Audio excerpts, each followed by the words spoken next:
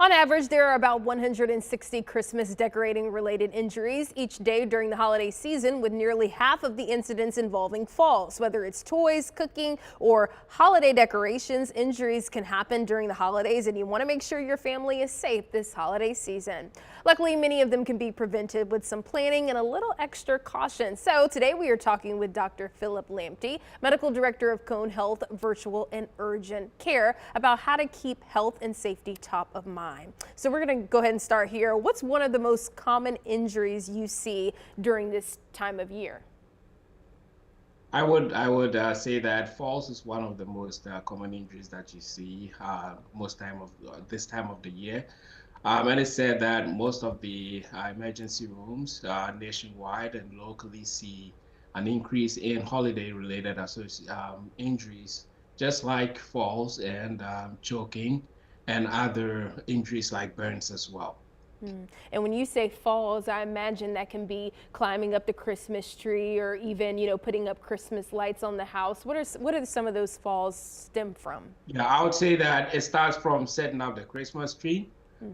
Typically, if you're setting up the Christmas tree, you should ensure that you're setting it on a stable, flat base so that it doesn't tip over and fall with either yourself trying to decorate the tree or with any kids in the house trying to get to the tree to look at one of the decorations and it tips over and falls with them. Using the right ladder also to set up a Christmas tree helps reduce the incidence of fall for people who are decorating and setting up the tree as well. The other thing is that if you have kids at home, especially younger kids and infants, having a barrier around the Christmas tree will help reduce the incidence of falls or the Christmas tree tipping over and falling on a child in the house. Okay. The other thing also would be to clear the pathways of any clutter, extra furniture, and power cords and tucking them away so that people don't trip over them and fall. And let's talk a little bit more about those holiday directions. They're fun, they're pretty, and like you're saying, they can be very hazardous. So what should people watch out for to avoid the falling and then the electrical issues? I think for electrical issues, the first thing would be to make sure that you don't overload your electrical outlet with electrical lightning sockets and decorations because that itself presents a fire hazard, number one. And number two, it also has a risk of falls because then you'll have a lot of power cords running around the Christmas tree into the sockets, and that makes it more likely for somebody's leg to get caught and end up falling. This is a time of year where people like to carry around their hot cocoa and then the apple cider and all those things. And so you really want to be careful if you're around those electrical cords, to your point, because, you don't want it to spill. Mhm. Okay. Yes, and also to slip and fall.